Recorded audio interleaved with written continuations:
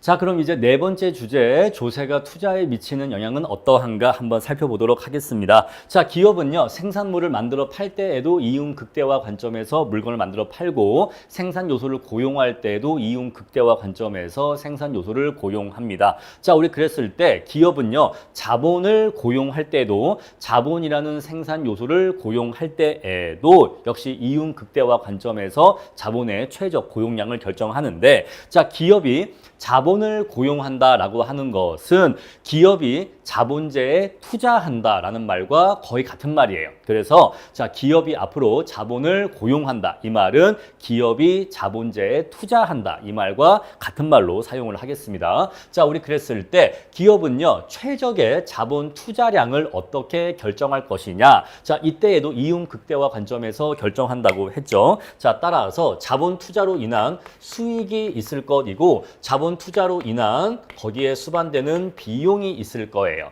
자, 그랬을 때 자본 투자로 인한 수익이 비용보다 큰 경우라면 이때에는 기업은 자본 투자를 늘릴 겁니다. 만약에 반대의 경우라면 그때는 투자를 줄일 거예요. 자, 그러면 언제가 최적의 투자량으로서 결정되느냐? 양자가 일치할 때 그때 최적의 투자량이 결정될 것입니다. 이해하시겠죠? 왜냐하면 이럴 때는 투자를 늘려야 되고 이럴 때는 투자를 줄여야 되니까 결국 투자를 늘릴 필요도 줄일 필요도 없는 상태가 최적의 자본 투자량이겠죠? 바로 양자가 일치할 때가 최적의 자본 투자량이 된다는 것을 알 수가 있어요. 자, 따라서 우리는 기업의 최적 자본 투자량을 알기 위해서는 자본 투자로 인한 수익의 크기와 자본 투자로 인한 비용의 크기를 각각 구한 다음에 양자의 대소 관계를 통해서 최적 투자량을 구해내야 됩니다. 기본적인 사고방식 아시겠죠? 자, 그럼 우리는 먼저 자본 투자의 비용부터 구할 건데 우리 이것을 사용자 비용이라고 합니다. 자본의 사용자 비용이라고 해요. 자, 우리 이것을 좀 알기 위해서 한 가지 예시를 들어볼게요.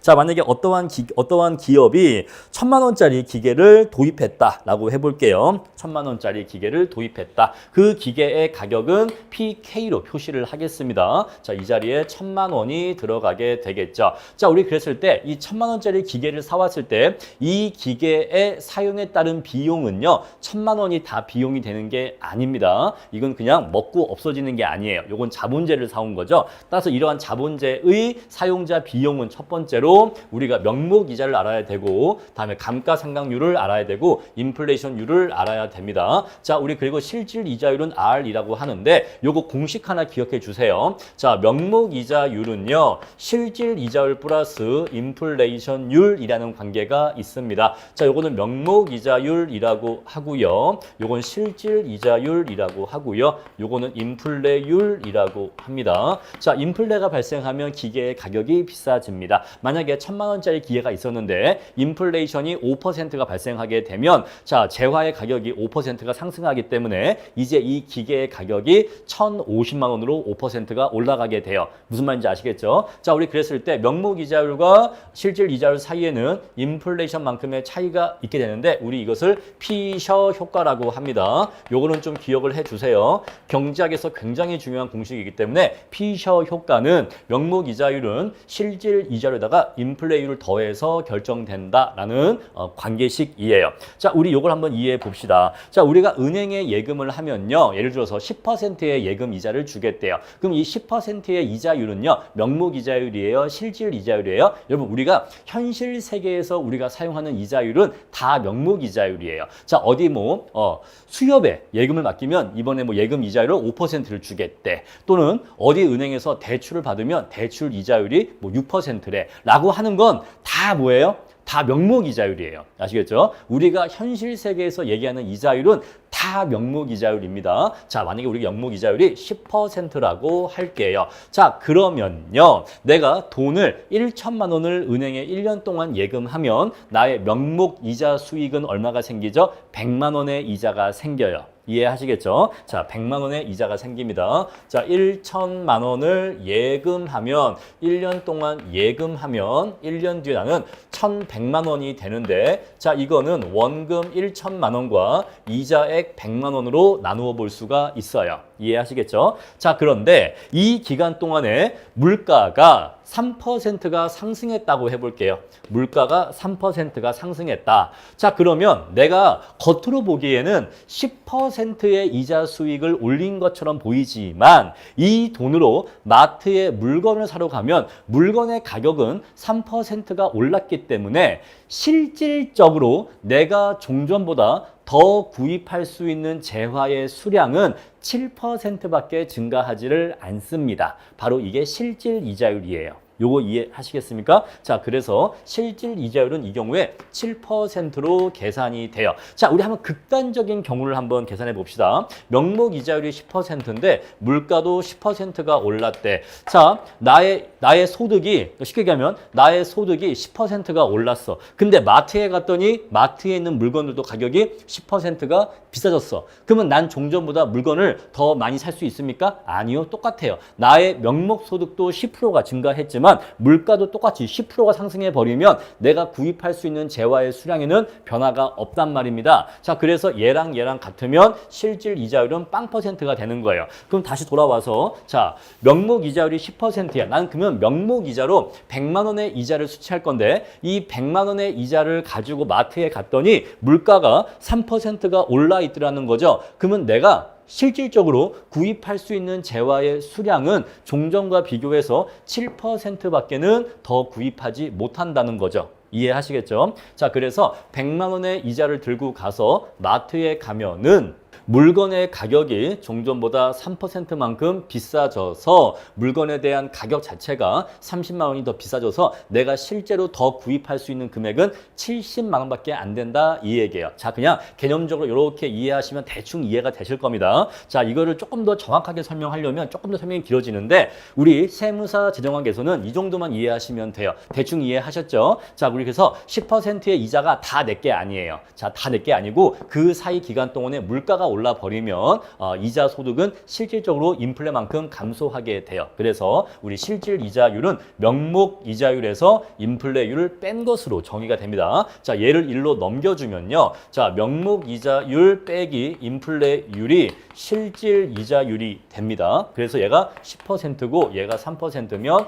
얘가 7%가 나오는 거죠. 여러분, 우리 그런 말 들어보셨어요? 은행에 예금을 맡기는 게 오히려 손해다. 그런 얘기가 있습니다. 은행에 예금을 맡기는 게 오히려 손해다. 그런 말이 왜 나오냐면요. 만약에 자, 은행 예금 이자율이 3%라고 합시다. 자, 은행에 돈을 맡기면 이자로 3%를 준대요. 그런데 자, 인플레율이 그 기간 동안에 5%가 인플레율이라고 합시다. 자, 그러면 실질적으로 나의 재산은요 2%가 감소하는 꼴이에요. 왜 그럴까요? 은행에서 이자를 3%를 쳐서 주지만 그 사이 기간 동안에 재화의 가격이 5%가 올라버리면 실질적으로는 내가 구입할 수 있는 재화의 수량이 2%가 감소한단 말입니다. 이제 슬슬 대충 원리를 이해하셨을 거예요. 자, 그럼 이제 이 정도 말씀드리고 다시 돌아가도록 할게요. 자, 우리 그래서 자본재 1000만 원짜리 자본재를 사면 첫 번째 어떤 비용 나갑니까? 바로 명목 이자비가 나갑니다. 만약에 이 명목 이자율을 10%라고 한다면 우리가 1000만 원이라는 자본 투자에 대해서 기회비용적으로 이자 비용이 1년에 100만 원씩 발생하게 될 거예요. 바로 그게 이자 비용입니다. 자, 우리가 자본 투자를 하면 이자 비용이 발생한다라는 것이죠. 자, 어떤 기업이 있는데 커다랗고 비싼 기계가 있어. 자, 이 기계를 쉽게 얘기해서 은행 대출을 받아서 이 기계를 구입했다라고 한다면 이 기계를 사온 금액에 대해서 대출받은 금액에 대해서 1년마다 1년 이자율로 해서 대출 이자 비용이 나가게 되겠죠. 자, 우리 그래서 이자 비용이 나간다 이 얘기예요. 자, 그리고 우리가 기계라고 하는 것은 사용에 따라서 감가상각이 됩니다. 만약에 이 기계의 내용 연수가 10년짜리라면 매년 100만 원씩의 감가비가 발생하게 될 거예요. 그죠? 10년 동안 쓸 수 있는 기계라면 10년마다 그러니까 1년마다 10분의 1씩 감가가 될 겁니다. 따라서 그래서 이자가 매년 100만 원씩 이자 비용 발생할 거고 내용 연수가 10년이라면 역시 매년 100만 원씩 기계의 가치 자체가 깎여 나가는 감가상각비가 발생하게 될 거예요. 자, 그런데 이 기간 동안에 인플레가 발생하는 건 기계의 가격 자체가 상승하는 거기 때문에 이거는 자본의 사용자 비용을 낮춰주는 요인이 됩니다. 여러분 한번 이거 생각해 보세요. 어떤 사람이 자동차를 구입했습니다. 그러면 자동차를 구입했으니까 자동차 구입비에 대한 이자 비용 나갈 거고 또 자동차는 감가상각비가 발생하니까 역시 감값이 나갈 거예요. 그런데 3년 정도 탄 다음에 이 차를 다시 중고차로 팔려고 했는데 자, 그 3년의 기간 동안에 이 자동차의 가격이 많이 올랐어요. 인플레가 발생해서 자동차 자체의 가격이 많이 올라갔습니다. 자, 그러면 우리 그렇지 않았을 때보다 인플레가 없었을 때보다 중고차를 더 비싼 가격에 팔 수가 있을 건데 그거는요 이 자동차 소유주에게 수익으로서 다가오고 또는 비용의 절감 요인이 됩니다. 이해하시겠어요? 자, 그래서 우리 인플레라고 하는 것은 자본의 사용자 비용을 낮춰주는 요인이 됩니다. 이거에 극단적인 사례가 하나 있는데 바로 제가 저희 집 딸을 위해 설치해준 실내 방방이가 있어요. 그 트램펄린 있죠. 집안에 설치한 트램펄린이었는데 제가 이거를 17만 원을 주고 샀었어요. 처음에. 그래갖고 설치를 해서 3년 동안 잘 탔습니다. 3년 동안 아주 신나게 탔어요. 그런 다음에 다시 되팔려고 했는데 그 사이에 요거의 가격이 상승한 거예요. 요게 한 20 얼마? 이렇게 상승을 했습니다. 제가 그래서 이거를 중고로 팔았는데 3년 뒤에 얼마로 팔았냐면 3년 뒤에 중고로 17만 원에 팔았어요. 그 사이에 가격이 올라가서 인플레가 발생해서 17만 원에 똑같이 팔았습니다. 저는 3년 동안 이거 사용하면서 돈을 사실상 한 푼도 안 쓴 셈이 됐어요. 자, 그래서 인플레가 발생한다고 하는 것은 실물 자산의 가치가 올라간다는 것을 의미하기 때문에 이것은 자본의 사용자 비용을 낮춰주는 요인이 된다라는 거 충분히 이해했을 거라 믿고 넘어가도록 할게요. 자, 그런데 우리 그래서 이 세 가지가 뭘 이룬다? 자본의 사용자 비용을 이루는데 명목이자율 감가상각률은 자본의 사용자 비용의 증가 요인입니다. 그런데 인플레는 자본의 사용자 비용의 감소 요인이에요. 요거 정리해 주시고요. 자, 그런데 방금 제가 여기서 요 얘기를 했잖아요. 자, 그래서 실질 이자율은 어떻게 정리할 수가 있냐면 명목이자율 빼기 인플레율로 정리를 할 수가 있어요. 그런데 가만 보니까 여기에 명목이자율 빼기 인플레율이 있네요. 요 둘이 이렇게 있잖아요. 우리 그래서 요거 두 개를 합쳐주면 요거를 실질 이자율로 뿅 하고 바꿀 수가 있어요. 그래서 우리가 자본의 사용자 비용을 명목 이자율을 이용해서 표시하면 이렇게 표현할 수 있고 실질 이자율을 이용해서 표현하면 이렇게 표현할 수가 있는 거예요.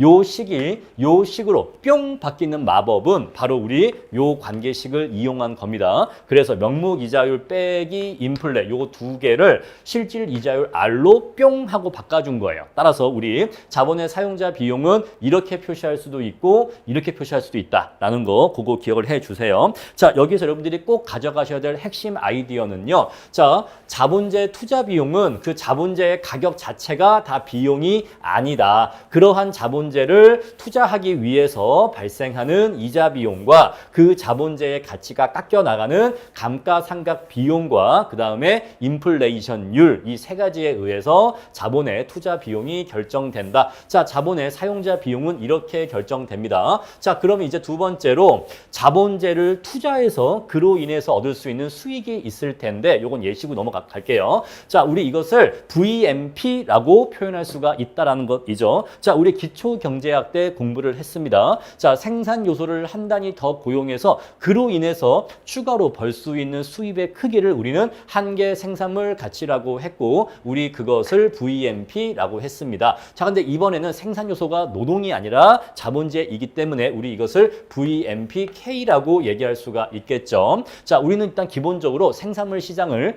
완전 경쟁 시장이라고 가정할게요. 자, 우리 기초경제학 때 했던 내용인데 생산물 시장에 대한 가정이 자, 생산물 시장을 완전 경쟁 시장으로 가정할 때가 있고 불완전 경쟁 시장으로 가정할 때가 있는데 자, 완전 경쟁 시장일 때에는 MPK 곱하기 곱하기 P죠. 자, 그리고 불완전 경쟁이 시작될 때는 MPK 곱하기 MR이다라고 했습니다. 그렇죠? 자, 우리 그래서 이때에는 우리 이것을 특별히 이것을 VMPK라고 한다라고 했고, 자, 우리 이때에는 MRPK라고 한다라고 했습니다. 아시겠죠? 자, 생산물 시장이 완전 경쟁 시장일 때는 MR과 P가 일치하기 때문에 이 자리에 있는 MR을 P로 바꿔 쓸 수가 있고, 이 자리에 MR이 아니라 P가 오는 경우에는 우리 이것이 VMPK가 된다라고 했죠. 자, 우리 이렇게 해서 VMPK가 어떻게 도출되었는지 기초 경제학 때 공부했던 거 다시 좀 떠올려 주세요. 선생님 까먹었습니다. 그럼 다시 보시면 돼요. 아시겠죠? 기초 경제학 요 파트 다시 봐주세요. 자, 우리 그래서 자본재를 한 단위 더 고용하게 되면 자본재를 한 단위 더 고용하면 그로 인해서 물건을 MPK개만큼 더 만들 수 있게 되었고, 그 물건이 한 개당 가격이 P라면 얘와 얘를 곱한 것으로서 자본재 한 단위를 더 고용했었을 때 그로 인해 얻을 수 있는 총수입의 증가분을 구할 수가 있겠죠. 만약에 예를 들어서 자본재를 한 단위 더 고용하면 물건을 5개를 더 만들 수가 있고, 그 재화가 한 개당 1,000원이라고 한다면 자본재 한 단위를 더 고용하면 이로 인해서 총수입은 5,000원이 증가한다라고 하는 것을 알 수가 있겠죠. 그런데 자본재 한 단위를 더 고용해서 5,000원을 더 벌 수가 있다면 자본재 한 단위 추가 고용의 대가로 최대 5,000원까지 지급할 의사가 기업에겐 있다고 했죠. 그래서 VMPK 곡선은 기업의 입장에서는 자본의 수요 곡선이 된다라고 했습니다. 만약에 VMPL이라면 그때 VMPL 곡선은 노동의 수요 곡선이 된다라고 했어요. 요거 다 기초 경제학 때 했던 이야기입니다. 자, 그런데 우리가 자본재 고용량이 점차 증가함에 따라 수학 체감의 법칙에 의해서 요 MPK 값이 수학 체감의 법칙에 의해서 작아지기 때문에 VMPK의 값도 작아지게 되고, 이것은 곧 VMPK 곡선이 우하향하는 기울기를 가지게 된다는 것을 의미한다라고 했습니다. 자, 이제는 우리는 이렇게 해서 자본의 사용자 비용과 그리고 자본 투자로 인해서 얻어지는 수입의 크기를 각각 어떻게 구해지는 것인지 파악하게 됐습니다. 자, 그러면 제가 처음에 했었던 이야기처럼 자본 투자로 인한 수익의 크기와 자본 투자의 비용의 크기가 같아지는 지점에서 최적의 투자량이 결정될 것인데, 자, 우리 VMPK는 이렇게 쓸 수가 있다고 했고, 자본의 사용자 비용은 이렇게 쓸 수 있다고 했죠. 자, 우리 일반적으로는 실질 이자율을 써서 자본의 사용자 비용을 표시하는 경우가 많습니다. 자, 그럼 우리는 요 관계식을, 요 등식을 만족하는 최적의 자본 투자량을 구할 건데요. 자, 우리 이것을 그래프로 한번 구해 봅시다. 자, 이것을 그래프로 그리면 VMPK 곡선은 이렇게 자본재의 고용량이 증가함에 따라 MPK가 수학 체감의 법칙에 의해서 작아지기 때문에 VMPK 곡선은 이렇게 우하향하는 기울기를 가지게 된다는 것을 아실 수가 있을 것이고요. 자, 우리 자본의 사용자 비용은 요 값과 요 값과 요 값이 주어져 있어서, 이것이 주어져 있어서 요 값이 일정하게 주어져 있다라고 한번 가정을 해보겠습니다. 자, 이게 뭔 소린고 하니, 만약에 자본재 가격이 1,000만 원이에요. 그리고 실질 이자율은 5%입니다. 그리고 감가상각률도 5%입니다. 그럼 얘가 10%죠. 그러면 자본의 사용자 비용은 100만 원으로 일정하게 되겠죠. 요거 이해하시겠죠? 자, 그래서 요 값 주어져 있고 요 값 주어져 있고 요 값 주어져 있으면 자본의 사용자 비용은 상수값으로서 일정한 값으로 이렇게 주어지게 됩니다. 자, 우리 요 값이 일정하기 때문에 수평선으로서 표현할 수가 있겠죠. 요거 이해하시겠죠? 자, 우리 그래서 결국 이 둘이 만나는 지점에서 자본 투자로 인한 수익과 자본 투자로 인한 비용이 일치한다는 것을 알 수가 있어서 바로 여기에서의 자본재 고용량이 최적의 자본재 고용량인 걸 알 수가 있어요. 자, 우리 이러한 경우에서는요. 자, 이 정도 수준의 자본재 고용량에서는 자본 투자로 인한 수익이 비용보다 더 크기 때문에 이때에는 투자를 늘리는 방향으로 작용하게 됩니다. 자, 반대로 우리 이럴 때에는요. 자, 자본 투자로 인한 비용이 수익보다 더 크기 때문에 이때는 자본 투자를 감소시키는 방향으로 이동시켜야 됩니다. 그래야지만 기업의 수익이 증가할 수가 있어요. 자, 자, 결국 양자가 일치하는 지점에서 최적의 자본재 투자량이 결정된다고 하는 것을 알 수가 있습니다. 자, 우리는 이제 이렇게 해서 무엇을 알 수 있게 되었냐면 기업의 입장에서 최적의 자본 투자량이 어떻게 결정되는지 그 원리를 공부했습니다. 자, 다시 돌아가면 자, 우리는 지금 이러한 관계식에 의해서 기업의 최적의 자본 투자량이 결정된다는 것을 알 수가 있었는데 자, 그럼 이제 논의가 어디로 넘어가냐면 이제 여기에다가 법인세를 부과할 겁니다. 여기다가 이제 법인세를 부과하면 이 관계식에 변화가 있을까요? 없을까요? 변화가 있을 수 있겠죠? 변화가 있을 수 있습니다. 자, 그럼 그것으로 인해서 관계식에 변화가 발생하면 그것으로 인해서 투자는 증가하게 될 것인가 감소하게 될 것인가 그것을 살펴볼 거예요. 자, 그럼 이제 우리는 무엇을 분석해야 하냐면 법인세라고 하는 조세를 부과하게 되면 이 식의 좌변은 어떻게 변할 거고 이 식의 우변은 어떻게 변할 거냐 그것을 알아봐야 돼요. 자, 첫 번째, 자, 법인세와 수입의 변화를 알아보겠습니다. 자, 법인세를 부과하게 되면요. 자, 수익이 발생하면 그 중에서 T%를 법인세로 가져가겠다라고 하는 것이죠. 자, 법인세는 법인이 사업을 해서 돈을 벌면은 그 번 돈의 T%를 법인세로 가져가겠다라는 것이잖아요. 그래서 자, 법인세가 부과되면 이쪽이 어떻게 바뀌냐면 너 이만큼 돈 벌었어? 그러면 여기에 대해서 1 빼기 T만큼의 세금을 내라고 하기 때문에 자, 자본재 투자로 인한 수익이 T만큼 감소하게 돼요.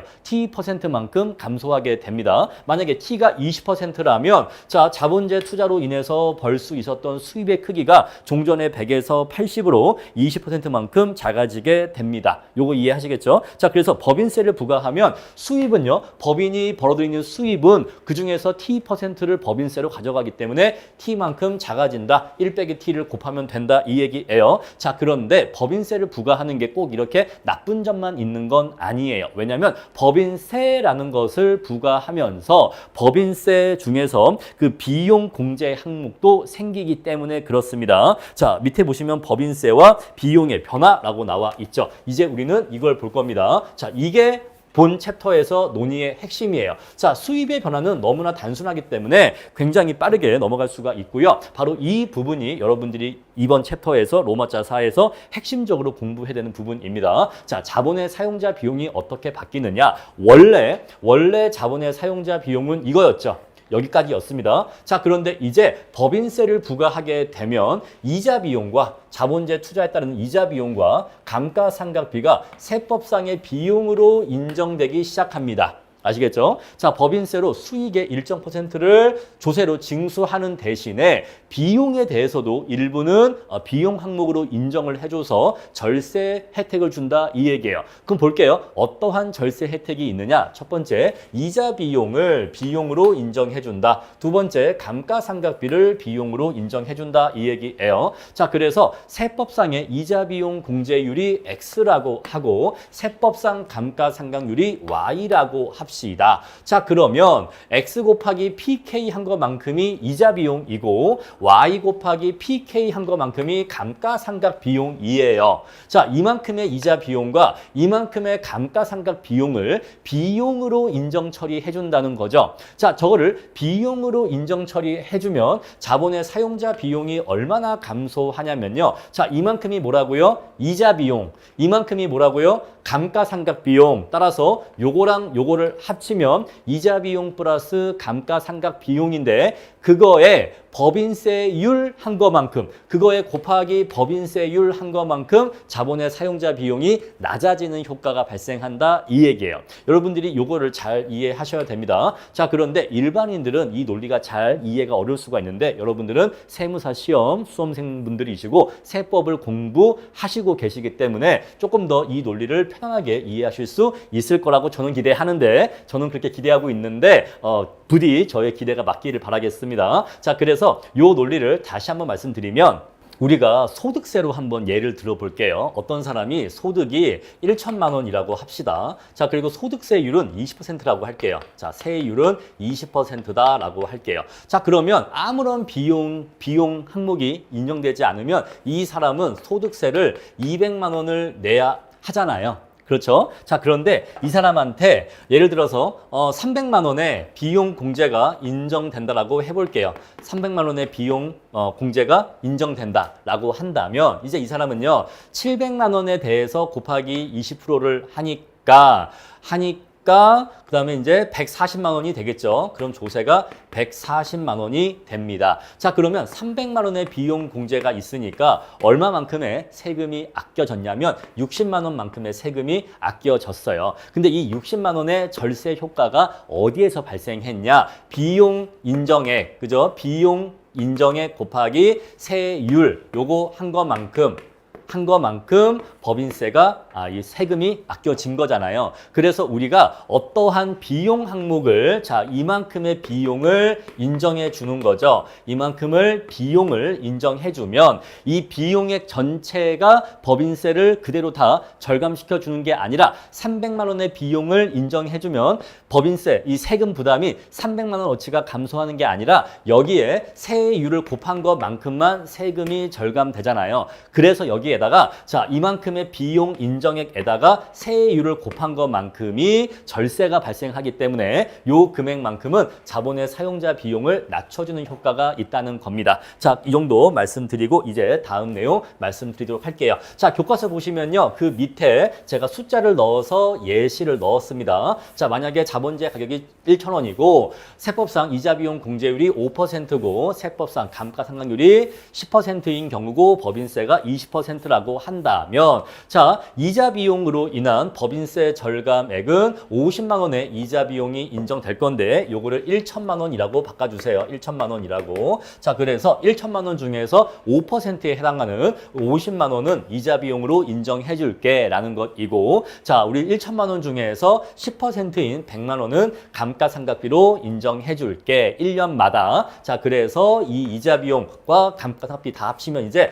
150만 원의 비용을 인정해 줄게 라는 것이잖아요. 그래서 여기다 곱하기 0.2를 하면 결국 총 30만 원의 법인세 절감 효과를 줄게 라는 것입니다. 자, 충분히 이해했을 거라 믿고 이제는 다음 내용을 보도록 할게요. 자, 우리 그래서 법인세가 부과되면요. 기업의 최적 자본 투자량 결정 공식이 어떻게 바뀌게 되냐면 좌변은 원래 MPK 곱하기 P만 있었는데 이게 앞에 1 빼기 T가 달라붙는 걸로 바뀐다라고 했고 왜냐하면 수익의 T%를 가져간다고 했으니까 저렇게 바뀌게 되고 자본의 사용자 비용은 원래 이랬던 자본의 사용자 비용에서 뒷부분에 이러한 항목이 이렇게 달라붙게 된다라고 말씀을 드렸습니다. 자, 그럼 이제 이 식을 정리할 건데 원래 우리 요 관계식이 좌변은 이렇게 VMPK가 있었던 것이거든요. 원래 이 식은 좌변에 VMPK가 있었습니다. 자, 그럼 이제 이쪽에 VMPK만 남기기 위해서 요 1 빼기 T를 이쪽으로 보낼 거예요. 자, 그럼 이제 이쪽에 분모에 1 빼기 T가 오게 되고 자, 요 식은 분자에 남게 되겠죠. 요 식은 분자에 있은 상태에서 1 빼기 T가 분모에 오게 됩니다. 자, 그럼 이제 VMPK는 이거랑 같아지는 지점에서 얘하고 얘가 같아지는 지점에서 최적의 자본 투자량이 결정될 것인데 자, 그러면 이제 우리가 요거를요 새로운 자본의 사용자 비용이라고 부를 수가 있어요. 자, 우리 이렇게 법인세 부과 이후에 변화된 새로운 자본의 사용자 비용을 실효 납세 후 자본 비용이라고 합니다. 아시겠죠? 자, 우리 그래서 실효 납세 후 자본 비용을 C2라고 표현할 수가 있을 거예요. 요거 지금 이해하시겠죠? 자, 우리 앞에서 이건 뭐였죠? 자, 요거 한번 해볼까요? 자, 요걸 지웠어. 자, 요거 없어. 한번 한다면 요게 뭐예요? 바로 법인세 부과 전 자본의 사용자 비용. 그죠? 원래 자본의 사용자 비용은 이거였죠. 근데 법인세를 부과하고 나면 요쪽이 이렇게 바뀌게 되는데 이게 뭐죠? 법인세 부과 후 자본의 사용자 비용입니다. 자, 우리 이 법인세 부과 후 자본의 사용자 비용을 C2라고 할 거예요. 자, 우리 요거를 원래의 자본의 사용자 비용이라고 할 거고 요거를 실효 납세 후 자본의 사용자 비용이라고 할 겁니다. 자, 그러면 우리 좌변 VMPK는 바뀌었어요? 얘는 안 바뀌었죠. 자, 얘도 원래 처음엔 바뀌었었죠. 근데 얘를 이쪽으로 보내면서 1 빼기 T를 없앴기 때문에 얘는 원래의 VMPK만 남게 되었어요. 그럼 얘는 변화가 없는 거예요. 자, 모든 변화는 다 이쪽에 몰아준 겁니다. 자, 그럼 이제 우리는 VMPK의 크기가 불변이니까 이제 우리는 무엇과 무엇만 비교하면 되냐면 요 원래의 자본의 사용자 비용과 자, 법인세 부과 후 새로운 법인의 사용자 비용이 대소 관계만 따지면 되는 거예요. 그래서 자본의 사용자 비용이 더 늘었냐 줄었냐 이것만 결정하면 되는 겁니다. 자, 무슨 논리냐? 지금 이런 논리예요. 자, 원래 법인세를 부과하기 전에 얘는 전이죠. 법인세 부과 전, 얘는 법인세 부과 후죠. 자, 법인세 부과 전에 원래 자본의 사용자 비용이 100이었다라고 해볼게요. 자, 원래 얘가 100이었다라고 해볼게요. 그런데 법인세라고 하는 것을 부과하고 나니까 자본의 사용자 비용이 80으로 줄었다라고 해볼게요. 그러면은 자본 투자의 비용이 감소한 겁니까? 자, 그러면 자본 투자는 늘어야죠. 자, 이러면요, 법인세는요, 자본 투자를 늘리는 방향으로 작용한다. 맞는 말입니까? 네, 맞는 말이에요. 자, 법인세를 부과했더니 자본의 사용자 비용이 오히려 하락했다. 오히려 더 작아졌다라고 한다면 아, 법인세라고 하는 걸 부과하면 자본의 사용자 비용이 더 작아져. 그래서 투자를 더 늘리게 돼라고 하면은 아, 법인세 부과는 기업의 자본 투자를 늘리는 방향으로 작용하는구나. 이렇게 해석할 수가 있겠죠. 자, 그래서 이 경우에는요, 법인세 도입 이후에 투자가 증가하게 됩니다. 왜냐하면 자본 투자의 비용이 내려가게 되니까. 왜냐하면 세법상 공제 때문에 그것 때문에 자본의 투자 비용이 내려가게 된다 이 얘기예요.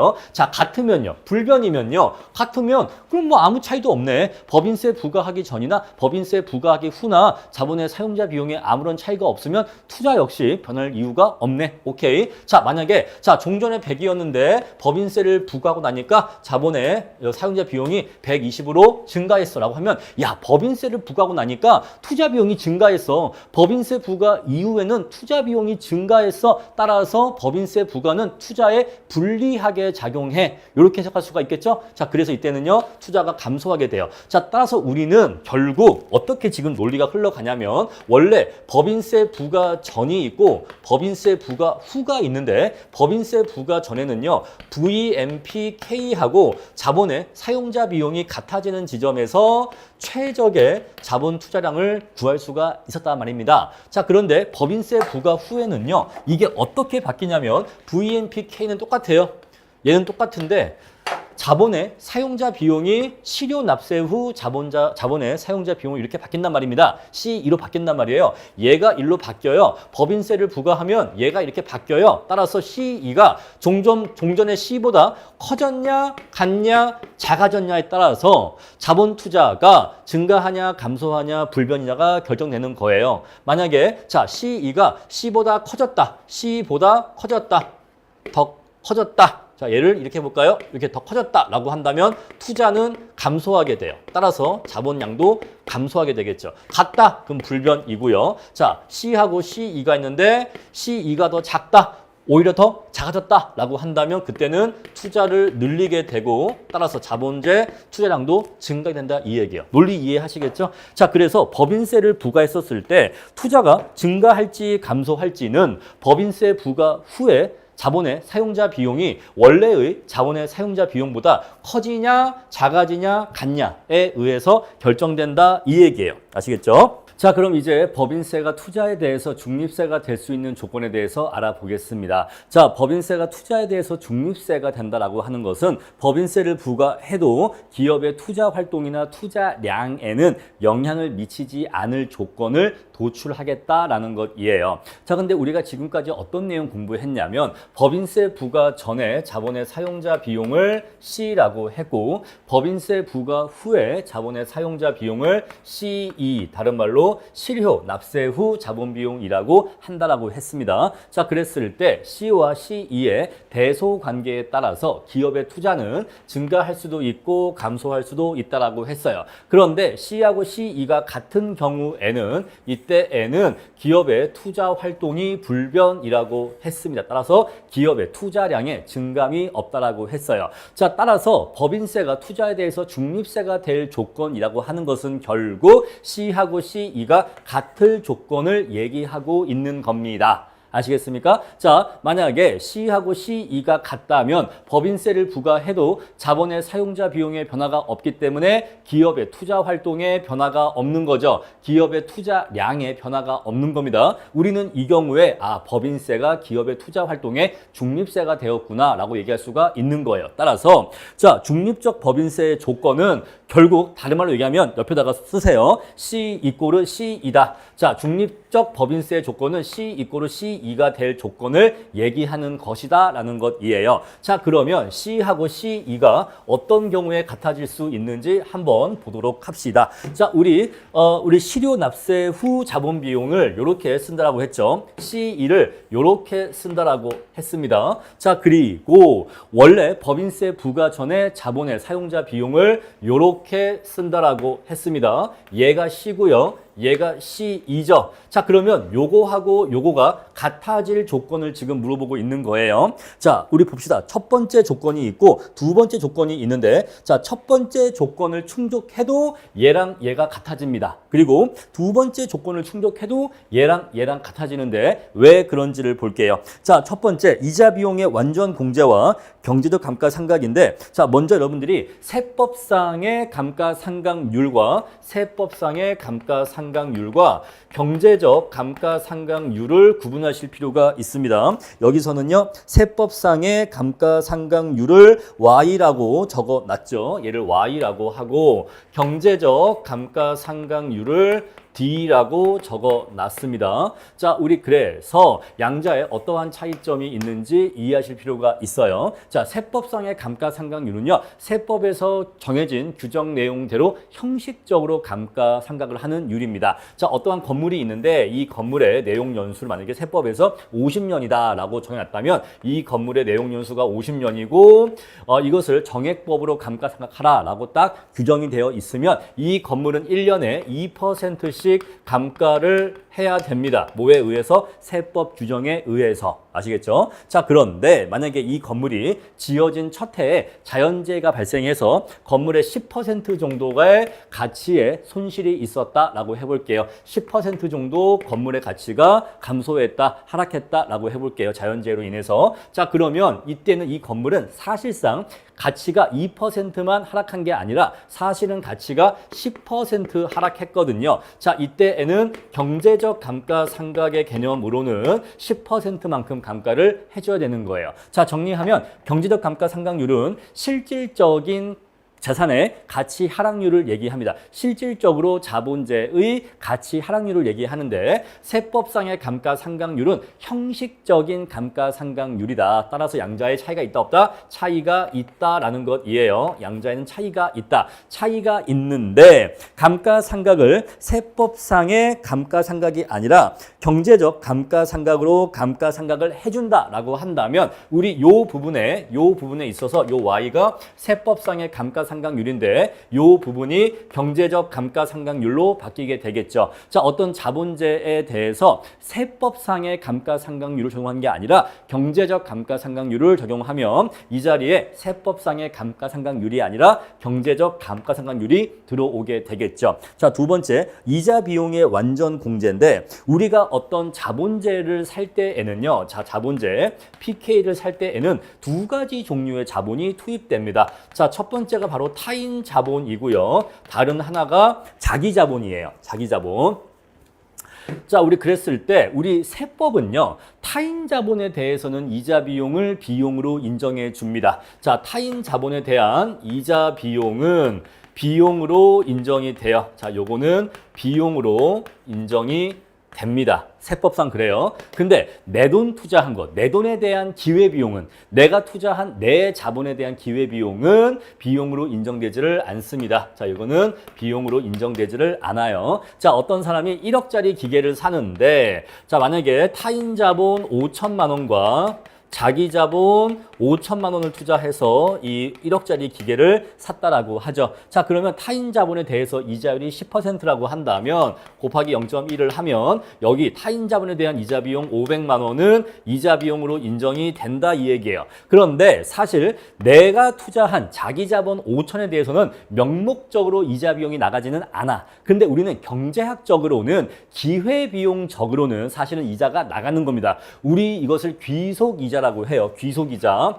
자, 귀속이자. 자, 우리가 앞에서 공부했지만 귀속이라는 단어가 앞에 붙으면 내가 가진 생산재에 대한 거기에 대한 소득을 귀속자를 붙여서 얘기합니다. 자, 귀속임대료는요. 내 집에서 내가 얻는 효용을 귀속임대료라고 하고, 자, 귀속이자는요. 내가 투자한 돈에 대한 이자를 귀속이자라고 하는데, 자, 내가 투자한 돈에 대한 이자는 세법상 이자로 인정받지를 못해요. 이자 비용으로 인정받지를 못합니다. 자, 그래서 이러한 괴리가 있어. 바로 이 부분에서 실제의 우리 경제적인 의미의 이자 비용과 세법상의 이자 비용의 괴리가 이 부분에서 생기는 거예요. 이 부분은 괴리가 없어. 이 부분은 세법상으로도 경제적으로도 다 비용으로 인정이 됩니다. 그런데 세법에서는 자기 자본에 대한 이자 비용은 비용으로 인정하지를 않아. 그런데 우리 경제학은 기회비용의 개념으로서 비용을 파악하기 때문에 경제학의 비용 개념으로는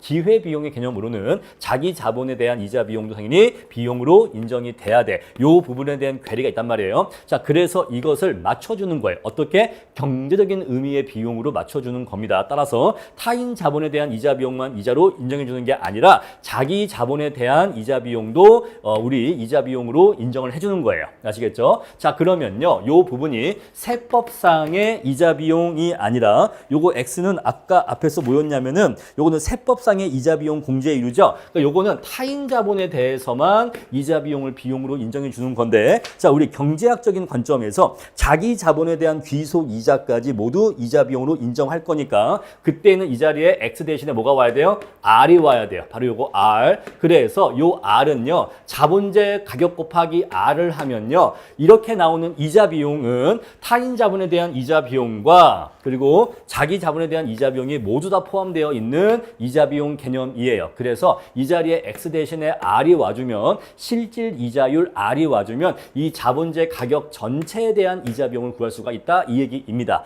자, 그럼 이제 우리가 이 수식이 어떻게 바뀌는 거 하니 여기가 아니고 여기네요. 여기가 이렇게 R로 바뀌어야 됩니다. 자, 그러면 요 부분이 어떻게 바뀌냐면 요 부분이 R 플러스 D로 이렇게 바뀌게 됩니다.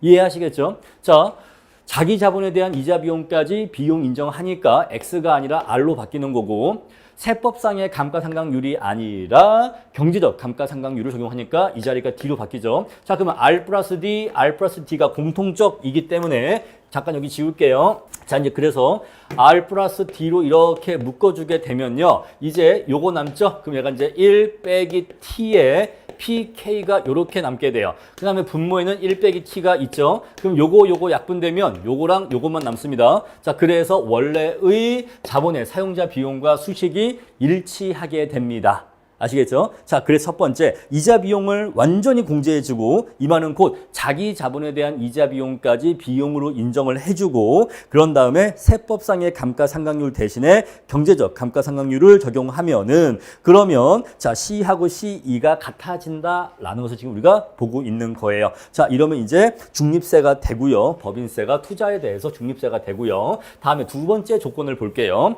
자, 자본재 구입 비용을 즉시 상각하고 이자 비용 공제를 전혀 허용하지 않는 경우, 자, 우리가 이자 비용을 공제한다고 하는 것은 그러한 자본재를 우리가 계속 갖고 있으니까 그 자본재의 가치만큼의 이자 비용이 매년 발생하기 때문에 그 이자 비용을 비용으로 인정해 주는 건데, 그런데 만약에 자본재의 구입 비용을 즉시 비용 처리한다면, 자본재 구입 비용 전체를 즉시 비용 처리한다면 더 이상 우리가 자본재를 갖고 있다라고 치지 않기 때문에 이자 비용을 공제할 이유가 없어지는 거죠. 자, 그래서 두 번째 방법은 자본재 구입 비용을 즉시 전액 비용으로 상각 처리할 겁니다. 자, 만약에 법인세율이 20%이고 자본재 가격이 1억이라고 한다면 자, 1억짜리 기계를 사왔어요. 자, 1억짜리 기계를 사왔을 때 이 기계 구입 금액을 즉시 전부 다 비용 처리를 해버리면 자, 곱하기 0.2를 하면 2천만 원어치를 바로 비용 처리할 수 있는 겁니다. 요거 이해하시겠죠? 세율이 20%이면 1억짜리 기계를 사왔을 때 그러면 바로 2천만 원의 절세 효과를 얻을 수가 있는 거예요. 이해하시겠죠? 자, 그래서 이 경우에는 사실상 이 기계를 1억에 사온 게 아니라 8천만 원에 사온 셈이 되는 겁니다. 요 원리를 이해하셔야 돼요. 자, 1억짜리 기계를 사오자마자 1억짜리 기계 구입 금액 전체를 비용 처리해줘 버리면 절세액은 2천만 원이 돼요. 그렇죠? 그래서 요 2천만 원의 절세액을 고려하면 사실 이 기계를 1억에 사온 셈이 아니라 2천을 뺀 8천만 원의 이 기계를 사온 셈이 되는 겁니다. 자, 따라서 이것을 일반적으로 얘기하면 자, 우리가 얘를 PK라고 하고 세율을 T라고 하면 우리가 이 기계를 1 빼기 T에 PK에 사온 셈이 된다. 이렇게 얘기할 수가 있어요. 아시겠죠? 자, 그럼 이제 우리 여기에서 요 PK가 1 빼기 T의 PK로 바뀌게 됩니다. 여기 PK가 모두 다 1 빼기 T로 바뀌게 돼요. 자, 1 빼기 T가 여기 들어가고 여기도 1 빼기 T가 이렇게 들어갑니다. 자, 그런데 우리가 기계를 사오자마자 전부 다 비용 처리해버렸기 때문에 이러한 기계가 남아있다라고 전제하는 거예요? 아니에요. 마치 우리가 먹을 거 음식처럼 사오자마자 그냥 다 먹어버렸다라고 치는 거예요. 따라서 기계를 계속해서 갖고 있으니까 매년 감가상각을 해줄 필요도 없는 거예요. 왜? 기계 그냥 없어졌거든요. 전부 다 그냥 비용 처리해버렸어요. 비용 처리했다니까요? 그래서 우리가 법인에서 비용 처리할 때 식비를 비용 처리했어요. 그럼 우리가 밥을 먹었으면 그 음식이 회사에 남아있습니까? 아니잖아요. 식비는 그냥 먹었으면 그냥 없어지는 거잖아요. 근데 원래 기계 같은 것들은 자, 돈을 주고 사왔어도 그 기계가 계속 남아있잖아요. 계속 남아있으니까 원래는 이 구입 비용을 전체를 비용 처리를 하는 게 아니라 자산으로 계상한 다음에 비용이 아니라 자산으로 잡아준 다음에 매년의 이자 비용과 매년의 감가상각 비용 이런 것들을 이 자산에 대한 기회비용으로서 계속 비용으로 계상을 해준단 말입니다. 그런데 이거를 그냥 전부 다 비용 처리해버렸다. 이게는 기계가 더 이상 남아있지 않고 그냥 바로 그냥 다 써서 없애버렸다라고 전제하는 거랑 비슷한 거예요. 따라서 매년의 감가를 해줄 필요가 있다 없다? 없다. 매년의 감가를 해줄 필요가 없다. 자, 그리고 이자 비용도 계산할 필요가 없다. 왜냐하면 전부 다 이미 비용 처리해버렸어. 따라서 매년 이자 비용 발생하지 않아요. 전부 다 그냥 다 없어졌어. 따라서 이자 비용도 고려하지 않아. 따라서 이 뒤쪽 항목이 다 없어진다 이 얘기예요. 아시겠죠? 자, X도 0이 되고 Y도 0이 돼. 그래서 요 앞에 것만 남게 됩니다. 따라서 1 빼기 T, 1 빼기 T가 이렇게 지워지니까 결국 요것만 남게 되죠. 따라서 이렇게 하는 경우에도 C하고 C2가 같아진다 이 얘기예요. 아시겠습니까? 자, 이제 이렇게 해서 중립적 법인세가 될 조건은 결국 C하고 C2가 같아질 조건인데 그 조건은 두 가지가 있다. 첫 번째로 바로 모든 이자 비용에 대해서 비용 처리로 인정을 해주고 비용으로 인정해주고 그 다음에 감가상각률을 경제적 감가상각률로 맞춰줘라 라는 것이죠. 자, 그리고 두 번째가 자본재 구입 비용을 즉시 전액 비용으로 처리하고 이자 비용 공제를 허용하지 말아라 라는 것입니다. 자, 이렇게 해주는 경우에는 방법은 다르지만 결과적으로 자, 실효 납세 후 자본 비용이 원래 애초에 자본의 사용자 비용과 일치하게 된다는 거예요. 양자가 일치하게 되면 결국 법인세는 투자에 대해서 중립세가 된다는 것입니다. 자, 이것도 다 설명드린 원리이니까 다 넘어가도록 할게요. 자, 이렇게 해서 법인세가 투자의 중립세가 될 조건을 알아봤고요. 밑에 보시면 투자 촉진 방안이 나와 있는데 자, 법인세 부과 후 기업 투자가 촉진되려면 C2가 C보다 더 낮아지면 된다. 그러면 투자가 증가하게 되는데 자, C2를 낮추기 위한 방안으로는 가속 감가상각, 투자세 공제, 일정 기간 동안의 조세 감면, 납세 시점의 연기 이런 것들이 있는데 여러분 이런 내용들은요. 이렇게 수식과 연결지어서 생각하지 마시고 그냥 직관적으로 이러한 내용들이 당연히 당연히 법인의 입장에서는 투자에 혜택을 주고 투자를 장려하는 그러한 제도들이잖아요. 따라서 이러한 내용들이 나오면 투자를 장려하고 투자에 인센티브를 주는 제도니까 당연히 기업 투자가 증가하겠지. 이렇게 직관적으로 이해하시면 됩니다. 이러한 내용들을 수식과 연결지을 필요가 없어요. 자, 다음에 이제 한계 실효 세율 접근법 이런 것이 있는데, 자, 이거는 킹과 플러톤이라는 사람이 조사 연구한 겁니다. 자, 이건 뭐냐면요. 조세로 인해서 기업의 투자가 얼마나 감소하는지를 파악하기 위해서 한계 실효 세율 접근법이라고 하는 것을 사용했다라는 것이에요. 자, 보시면요. 세전 수익률을 P라고 하고 세후 수익률을 S라고 합니다. 자, 따라서 법인세 부과 전의 수익률이 P고 법인세 부과 후의 수익률이 S예요. 따라서 이 값이 양수가 나올 수가 있고 0이 나올 수가 있고 음수가 나올 수가 있겠죠. 자, 만약에 이 값이 이렇게 양수가 나올 수가 있고, 다시 해볼까요? 돌아가서 자, 이 값이 양수가 나올 수가 있고 이 값이 0이 나올 수가 있고 이게 음이 나올 수가 있는데, 자, 이 값이 양수가 나온다라고 하는 것은요, P가 S보다 크다는 뜻이에요. P가 S보다 커야지만 얘보다 커야지만 요 분자값이 양수가 나오면서 이 분수값이 양수가 나올 수가 있겠죠. 근데 얘는요, 세전 수익률이고 얘는 세후 수익률이기 때문에 세전이 세후보다 더 크다라고 하는 것은 조세의 부과로 인해서 법인세의 부과로 인해서 세후 수익률이 내려간다는 걸 얘기하죠. 자, 이거는 기업의 투자에 유리할까요? 불리할까요? 불리하겠죠. 이 경우에는 얘가 양수값이면 이게 투자에 불리합니다. 자, 0이면은요, 영향이 없다는 뜻이겠죠. 영향이 없다라는 뜻이고, 자, 음이면요, 자, 법인세를 부과했더니 오히려 세후 수익률이 더 높대. 자, 부동과 이렇대 라는 얘기는 이러한 법인세라면 오히려 기업의 투자를 장려하는 것이 되겠죠. 자, 이때는 유리한 영향을 미치게 됩니다. 따라서 우리가 한계 실효 세율을 구하게 되면 요것의 부호가 양수이냐 음수냐에 따라서 법인세 부과가 기업의 투자에 불리하게 작용하는지 유리하게 작용하는지를 알 수가 있다, 이 얘기예요. 아시겠죠? 자, 얘가 양수라는 얘기는 얘가 더 크다는 얘기니까 그 말은 얘가 더 작다는 얘기죠. 그 말은 조세를 부과하고 나면 세후 수익률이 더 내려간다, 이 얘기예요. 반대로 자, 얘가 음수다라고 하는 것은 S가 더 크다는 얘기죠. 그 말은 조세를 부과했더니 오히려 세후 수익률이 더 올라가더라. 그 말은 기업이 그만큼 투자에 유리하게 되었다는 것을 의미합니다. 자, 그런 내용들 읽어보시면 되겠습니다. 자, 그럼 이제 마지막 작은 논점 하나 보겠습니다. 조세와 기업의 행동인데요. 자, 먼저 조세와 기업의 자본 구조가 관계가 있는지 없는지 알아보도록 하겠습니다. 자, 우리 기업이라고 하는 것은요, 크게 그 두 가지 종류의 자본의 결합으로 이루어져 있습니다. 자, 첫 번째가 바로 지분이고요.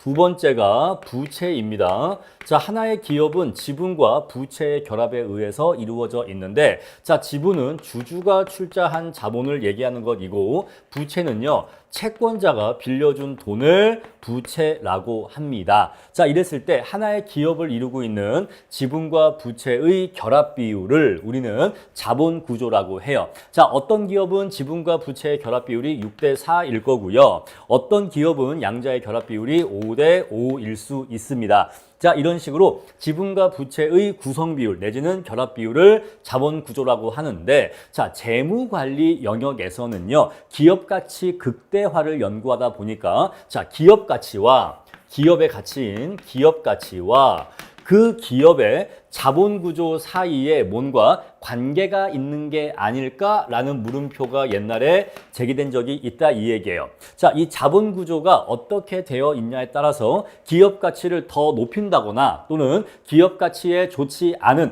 불리한 자본 구조가 있는 게 아닐까? 자, 이 기업 가치에 유리한 자본 구조와 또는 기업 가치에 불리한 자본 구조가 있는 게 아닐까? 대체 최적의 자본 구조는 몇 대 몇일까? 마치 우리가 요리로 치면은 황금 레시피를 알고 싶은 거죠. 예를 들어서 뭐 육수와 뭐 양념의 비율은 몇 대 몇으로 하는 게 제일 맛있는 국물이 나오나, 뭐 간장과 고추장은 몇 대 몇의 비율로 섞어야지만 가장 맛있는 소스가 만들어지나, 이런 식으로 황금 비율을 알고 싶어 했다, 이 얘기예요. 아시겠죠? 자, 옛날에 학자들은 기업 가치를 극대화할 수 있는 최적의 자본 구조를 알고 싶었다. 자, 그래서 분명히 뭔가 황금 레시피가 있을 거야. 그리고 최적 자본 구조가 존재할 거야. 그래서 기업의 가치는 이 지분과 부채가 최적 자본 구조로 결합되어 있었을 때 그때 비로소 기업 가치가 극대화될 수 있을 거야 라고 보는 믿음이 있었다 이 얘기예요. 근데 이러한 믿음을 산산이 깨버린 학자들이 있는데 바로 그 사람들이 모딜리아니 밀러예요.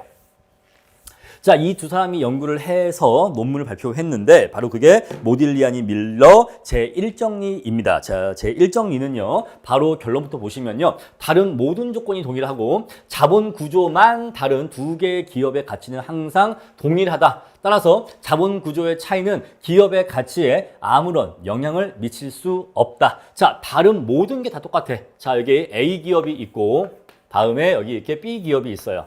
자, 다른 모든 건 다 똑같습니다. 예를 들어서 자, A 기업은 지분과 부채가 7대 3의 비율이야. 자, B 기업은 지분과 부채가 5대 5의 비율이야. 자, 이렇게 자본 구조가 다른 것은 기업 가치에 아무런 영향을 미칠 수 없다는 거죠. 따라서 자본 구조만 다르고 그 외의 것들은 다 똑같은 두 개의 기업이 있다면 이 두 기업의 기업 가치는 똑같다 이 얘기예요. 결국 자본 구조의 차이는 기업 가치에 아무런 영향을 미치지 못한다라는 것입니다. 자, 그래서 너희들은 지금까지 기업 가치를 극대화할 수 있는 최적의 자본 구조가 있다라고 생각을 했지만 우리가 연구를 해보니까 일정한 가정하에 연구를 해보니까 기업의 최적의 자본 구조와 기업 가치 사이에는 아무런 관련이 없더라. 아시겠죠? 자, 기업의 가치라고 하는 것은 그 기업이 미래에 얼마만큼의 수익을 벌어들일 것이냐, 기업의 수익력과 그리고 그 기업이 하고 있는 그러한 사업의 위험의 크기는 얼마냐, 자, 기본적으로 이러한 것들에 의해서 기업의 가치가 결정되기 때문에 A기업과 B기업이 자, 미래에 벌어들일 것으로 예상되는 수익의 크기가 똑같고 그리고 그 사업에 수반되는 위험의 크기가 똑같다면 그러면 A기업과 B기업은 동일한 기업 가치를 가지지. 자, 자본과 여기 지분과 부채의 비율이 7대 3이냐, 5대 5냐, 1대 9냐 이러한 차이점은 전혀 중요하지가 않다는 거예요. 아시겠죠? 바로 이게 모딜리아니 제1정리입니다. 결국 여러분들은 이 결론만 기억하시면 돼요. 자, 그러면 어떠한 전제하에 이런 내용을 분석했냐? 첫 번째, 자, 자본시장은 완전 경쟁 시장이라고 가정했습니다. 자, 자본은 지분과 부채 두 종류만 존재한다라고 가정을 했어요. 자, 두 번째, 이게 중요한 내용인데 조세가 존재하지 않는다라고 가정했습니다. 자, 그런데 이건 사실 비현실적 가정이에요. 비현실적. 왜냐하면 현실에는 굉장히 많은 종류의 조세가 존재하는데 지금 이 모딜리아니 밀러 정리는요. 조세가 존재하지 않는 시장을 전제했기 때문에 사실 그것은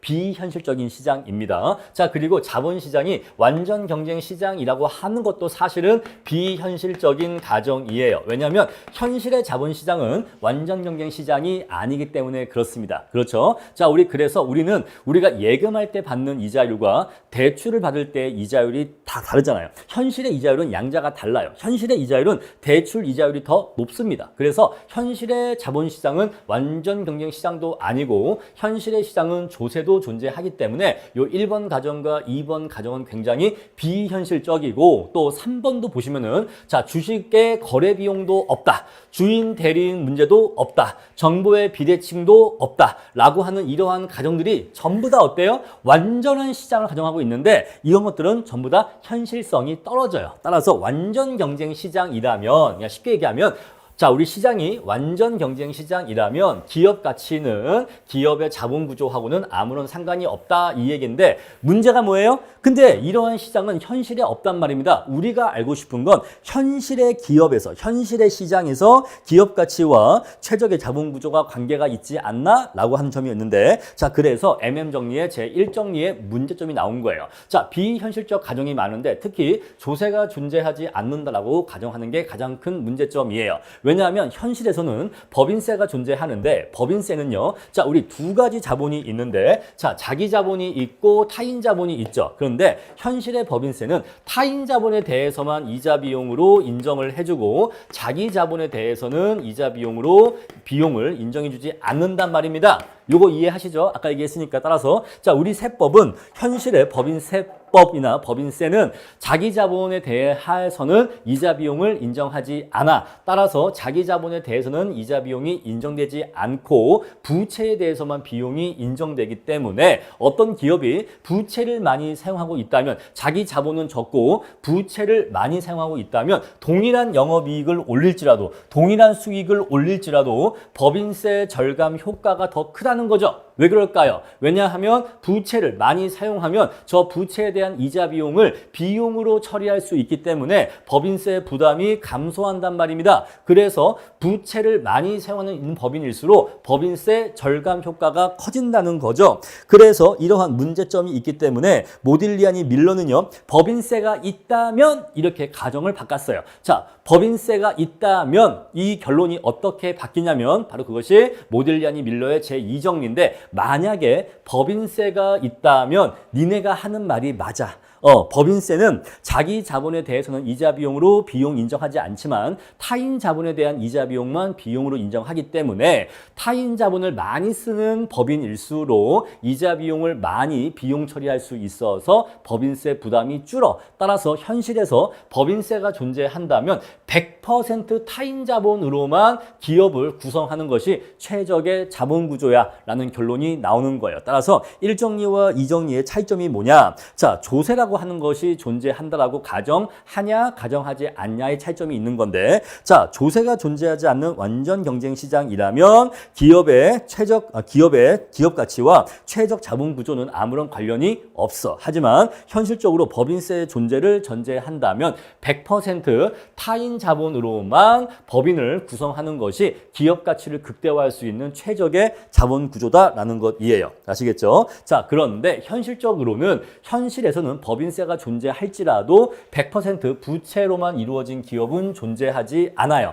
왜냐하면 부채 비율이 일정 비율 이상 지나치게 너무 높아지게 되는 경우에는 기업의 파산 위험이나 청산 비용 이런 것들이 발생할 위험이 높기 때문이죠. 그래서 모딜리아니 밀러 제2정리에 의하면 100% 타인 자본으로만 이루어지는 게 최적의 기업의 자본 구조가 되지만 현실의 기업들은 100% 부채 사용을 하지는 않고 적절한 수준에서 자본 구조를 결정하게 됩니다. 아시겠죠? 자, 결국 결론을 기억하셔야 돼요. 조세가 없는 완벽한 환경이라면, 완전 경쟁 시장이라면 기업의 자본 구조는 기업 가치와 아무런 관계가 없지만 현실에서 법인세가 존재하는 경우에는 100% 타인 자본으로 하는 것이 기업 가치를 높일 수가 있어요. 왜냐하면 법인세를 많이 아낄 수 있기 때문이죠. 하지만 그렇다고 해도 현실의 기업들은 100% 부채 비율을 사용하는 경우는 없다라는 거 정리해 주세요. 자, 조세와 배당 정책인데 마찬가지로 자, 배당 정책과 기업 가치 간의 관계가 있을까라는 궁금증이 과거에 있었는데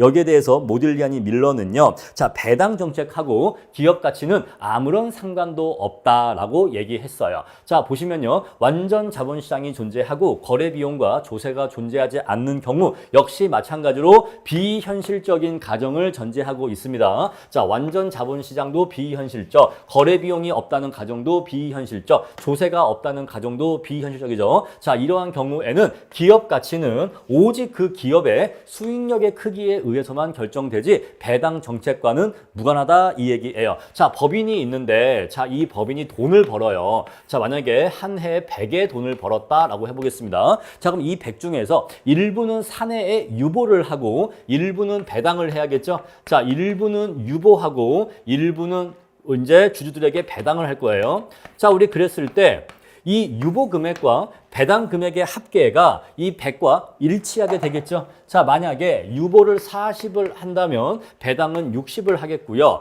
유보를 70을 한다면 배당은 30을 하겠죠. 따라서 유보와 배당의 합이 그 기업의 수익과 일치하기 때문에 유보 비율을 높이면 반대로 배당 비율은 내려가게 되어 있는 거예요. 아시겠죠? 자, 우리 그랬을 때 얼마를 유보하고 얼마를 배당하는 것이 최적의 배당 정책일까? 를 궁금해했는데 아무런 상관도 없다라는 결론이 도출되었다 이 얘기예요. 다시 앞으로 돌아가서 교과서 텍스트 한번 같이 읽어볼게요. 배당 정책이란 기업의 이익 중에서 배당과 사내 유보의 비율을 결정하는 것을 말하는데 당장 배당을 많이 하면 주주들의 소득이 증가하지만 사내 유보금의 감소로 인해서 기업이 미래에 투자할 재원이 적어지기 때문에 기업의 미래 성장 동력이 약하게 되어서 반드시 주주에게 유리한 것도 아니다라는 것이죠. 자, 따라서 배당 정책은 기업의 가치를 극대화할 수 있는 배당금과 사내 유보금의 비율을 결정하는 건데 모딜리아니 밀러는요. 자, 기업 가치는 이러한 배당 정책과는 아무런 관계도 없이 결정된다라는 내용을 발표했다 이 얘기입니다. 자, 왜냐하면 어떤 기업의 두 기업의 이윤이 동일하다면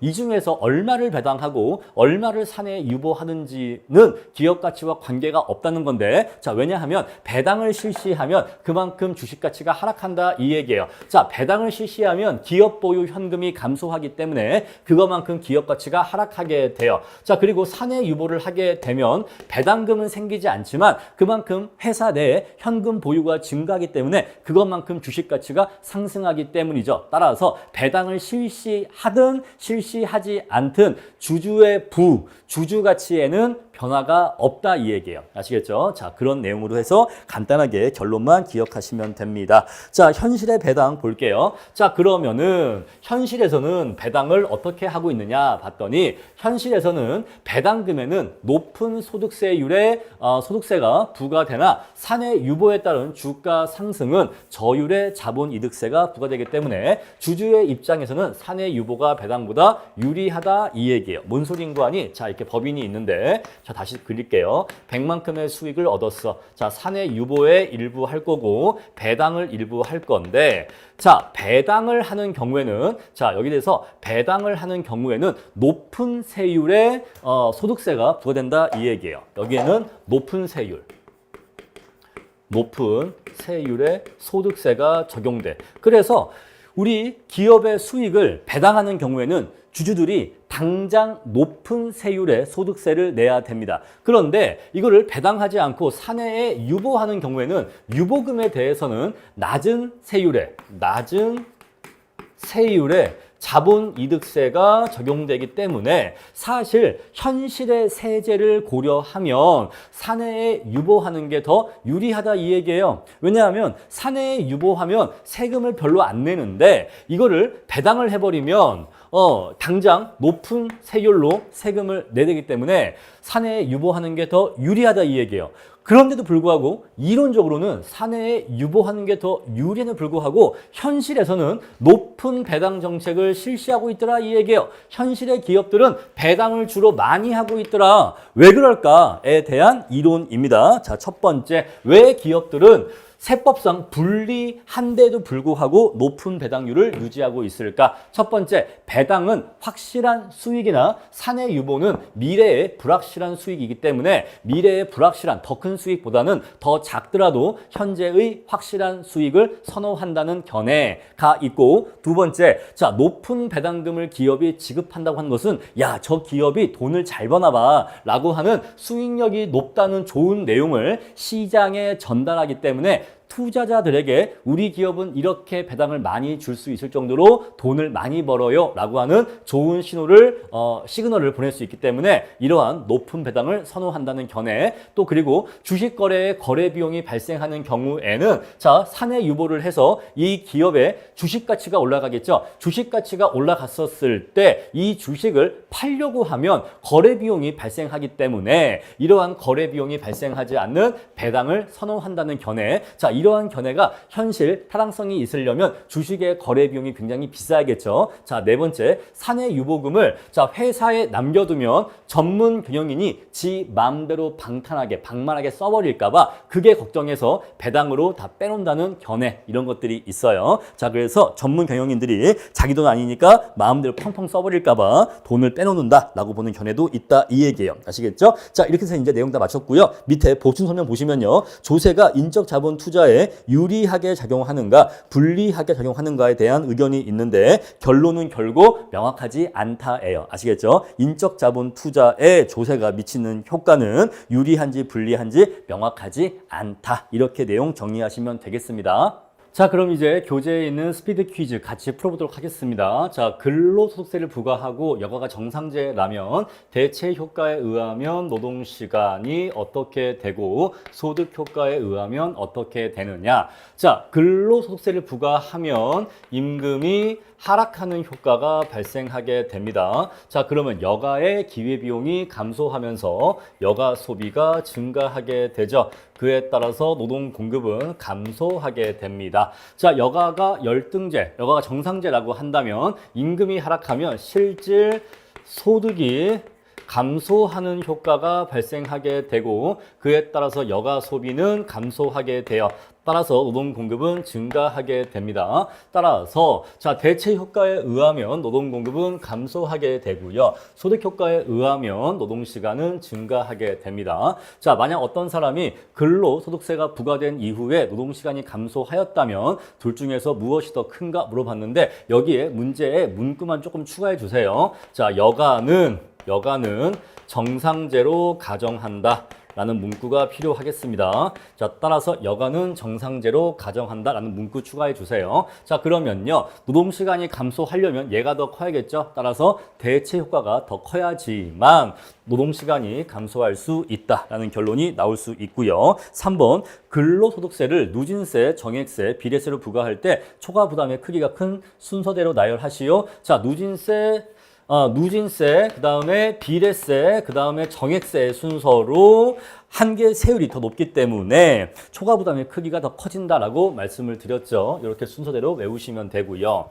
다음에 4번 선형 누진세와 비선형 누진세 중에서 초과 부담의 크기가 더 큰 것은 무엇이냐? 자, 비선형 누진세가 더 크다라고 했습니다. 자, 정액세로 근로소득세를 부과하는 경우에는 대체 효과가 전혀 발생하지 않기 때문에 초과 부담 발생하지 않죠. 맞는 표현이고요. 자, 무차별 곡선이 L자 형태일 때에는 세 가지 조세 중에서 초과 부담의 크기가 큰 순서대로 나열하라. 자, 무차별 곡선이 L자라고 하는 것은요, 서로 완전 보완제 관계라는 것인데, 자, 우리 완전 보완제 관계에서는요, 대체 효과가 존재한다고 했나요? 존재하지 않는다고 했나요? 자, 완전 보완제 간에는 대체 효과가 존재하지를 않아요. 존재하지를 않기 때문에 비례세로 부과하건 누진세로 부과하건 자, 중립세로 부과하건 모두 다 동일한 결론이 도출됩니다. 대체 효과가 아예 존재하지를 않기 때문에 자, 대체 효과의 존재로 인한 초과 부담이 아예 생기지를 않아요. 따라서 6번의 경우에는 세 가지 조세 어떤 걸 부과해도 초과 부담은 전혀 생기지를 않아. 셋 다 모두. 왜냐하면 대체 효과가 없기 때문에 그래요. 자, 다음에 7번입니다. 근로소득세를 부과할 때 현재 소비와 미래 소비가 정상제라면 모두 감소합니다.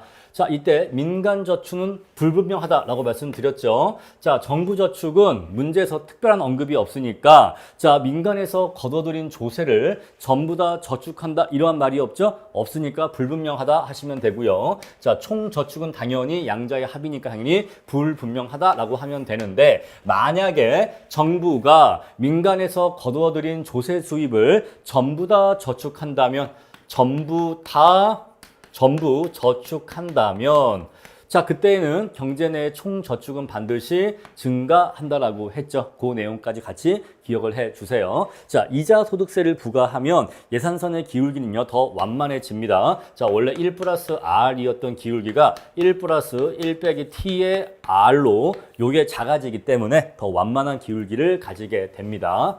다음에 9번 소비가 정상제일 때 이자 소득세를 부과하면 저축자의 경우에는 대체 효과에 의해서 저축은 어떻게 되느냐 물어보고 있는데 자, 지금 저축자를 가정하고 있죠. 자, 저축자의 경우에 대체 효과가 있고 소득 효과가 있는데 이자 소득세를 부과하면 이자 소득이 감소하게 됩니다. 자, 그러면 이자율이 실질적으로 하락하는 효과가 발생하게 돼요. 자, 그러면 현재 소비의 기회비용이 하락하게 됩니다. 자, 현재 소비의 기회비용이 하락하게 되면서 현재 소비가 증가하게 되겠죠. 자, 현재 소비가 증가하기 때문에 자, 이 말은 곧 저축은 감소한다는 것을 의미하게 됩니다. 자, 따라서 저축은 감소하게 되고요. 자, 소득 효과에 의하면요. 자, 실질 소득이 감소한다는 것을 의미합니다. 자, 소득이 감소하면 지금 뭐가 소비가 정상제라고 했죠. 소비가 정상제로 가정했으니까 당연히 현재 소비는 감소하게 됩니다.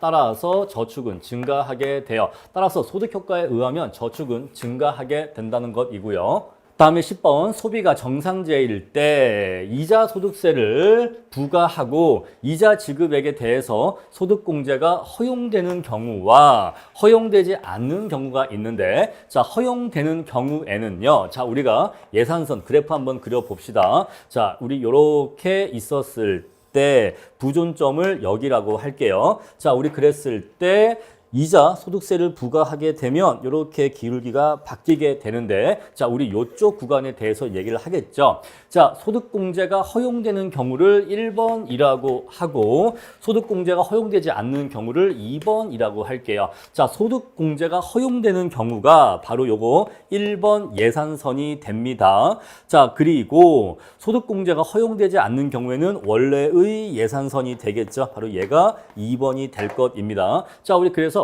소득공제가 허용되는 경우에는 저축은 어떻게 되느냐? 감소한다라고 했죠. 자, 감소합니다. 자, 왜냐하면 자, 이랬던 효용 극대화점이 이렇게 이동하기 때문에 자, 소비가 모두 다 증가한다고 했어요. 현재 소비와 미래 소비가 모두 증가한다고 했습니다. 따라서 차입자의 저축은 감소한다고 했고요. 소비는 증가한다고 했습니다. 자, 우리 이것을 대체 효과와 소득 효과로 한번 얘기해 볼 수가 있어요. 자, 차입자의 경우에는 대체 효과와 소득 효과가 있는데 자, 우리 이자 지급액에 대한 소득공제가 허용되는 경우에는요. 자, 그랬을 때 대체 효과는 저축자나 차입자나 공통입니다. 자, 따라서 이자율이 하락하게 되니까 소비가 증가하게 되고 그에 따라서 저축은 감소하게 돼요. 그런데 이자 지급액에 대한 소득공제가 허용되는 경우에는 실질 소득이 증가하게 됩니다. 자, 이때는 실질 소득이 증가하게 되면서 소비가 정상제니까 소비가 증가하게 되고 저축이 감소하게 돼요. 따라서 차입자의 경우에는 요 효과가 일치합니다. 일치하기 때문에 일치해서 소비는 증가하고 저축은 감소하게 되죠. 자, 그리고 이자 지급액에 대한 소득공제가 허용되지 않는 경우에는 예산선이 불변이기 때문에 차입자의 저축은 불변이 된다라고 했어요. 자, 소비액도 불변이 된다라고 했습니다. 다음에 11번 문제입니다. 완전 손실 상계가 허용되는 경우에는 투자 소득에 대해 비례 소득세가 부과되면 개인의 위험 부담 행위가 증가한다라고 했죠. 자, 우리 분자는 그대로인데 분모가 짧아진다고 했습니다. 정부가 투자 소득에 대한 비례 소득세를 부과하면서 완전 손실 상계를 해주는 경우에는 정부가 공동 투자자로서 위험을 일부를 부담하게 되기 때문에 사회 후생이 이때 증가하기 위한 조건은 정부가 위험 집중과 위험 분산을 통해서 자 민간보다 분산이죠. 민간보다 위험을 더 체계적으로 관리할 수 있다면 이때 사회 후생이 증가할 수 있다라고 했습니다. 자 13번 손실 상계가 허용되지 않고 개인의 위험 부담 행위가 열등제일 때 요거 열등제라는 거 중요한 표현이죠. 자 대체 효과에 의하면 조세 부과 시 위험 부담 행위는 어떻게 되느냐 물어보고 있는데 자 먼저 대체 효과가 있고 소득 효과가 있는데 위험 부담 행위를 열등제라고 가정을 했죠. 자, 우리 이런 경우에는요. 손실상계가 허용되지 않으면 위험의 가격이 상승한다고 했습니다. 자, 위험의 가격이 상승하기 때문에 당연히 상대적으로 저렴해진 안전자산에 대한 수요가 증가한다고 했죠. 따라서 위험 부담 행위가 감소하게 됩니다. 자, 그런데 자, 손실상계가 허용되지 않는 경우에는 이 경우에는 정부가 수익의 일부만 조세로 징수하기 때문에 투자자의 실질 소득이 감소하는 효과가 발생한다고 했어요. 자, 소득이 감소할 때 열등제에 대한 수요는 증가하기 때문에 위험 부담 행위가 증가하게 됩니다. 따라서 방향이 반대가 되죠. 자, 따라서 대체 효과에 의하면 위험 부담 행위는 감소하는데 소득 효과에 의하면 증가한다. 이렇게 해야 맞겠죠. 자본의 사용자 비용은요. C는요. R 플러스 D에 PK 이렇게 쓰면 되겠죠. 자, 또는요. 명목 이자율 빼기 인플레이션율 플러스 D, PK 이렇게 쓸 수도 있습니다. 자, 기업의 자본재 수요 고소는 BMPK인데 요거는 MPK 곱하기 P로 이렇게 쓸 수가 있죠. 자, 다음에 16번 기업의 최적 자본량 결정 원리를 서술하라. BMPK 이꼬르 C일 때 최적 투자량 결정되죠. 자, 실효 납세 후 자본 비용은요. 요거 여러분들 암기하실 필요가 있는데 1 빼기 T에 R 플러스 D PK 그 다음에 빼기 세율 X 플러스 Y PK 요렇게 실효 납세 후 자본 비용 공식 외워주시고요. 자, 그리고 법인세가 중립세가 되기 위한 조건 두 가지를 서술하라. 자, 정확하게는 투자에 대해서 중립세가 되기 위한 조건입니다. 자, 자기 자본에 대한 이자 비용도 비용 처리 인정해주고 세법상 감가상각률과 경제적 감가상각률이 일치할 때 또는 자본재 구입 비용을 즉시 전액 비용으로 상각 처리해주고 이자 비용 공제를 불허용하면 된다. 그런 내용들 외워주시고요. 다음에 세전 수익률이 40%, 세후 수익률이 20%라면 한계 실효 세율은 얼마인가 라는 것인데 P 빼기 S이기 때문에 자 0.4 빼기 0.2니까 0.5가 나옵니다. 자, 한계 실효 세율은 0.5예요. 자, 이 말은요. 법인이 수익을 1원 벌 때 법인세를 부과하면 그 수익의 50%를 법인세로 가져간다라는 뜻입니다. 자, 모딜리아니 밀러 정의에 따르면 법인세가 부과되는 경우 이거 중요한 표현이죠. 법인세가 존재한다면 수익 등 다른 조건은 동일하고 자본 구조만 다른 경우에는 두 기업 가치가 동일한 게 아니라 100% 타인 자본으로 이루어진 기업 가치가 제일 크게 나오게 됩니다. 다음에 21번 모딜리아니 밀러의 배당 무관련 이론에 따르면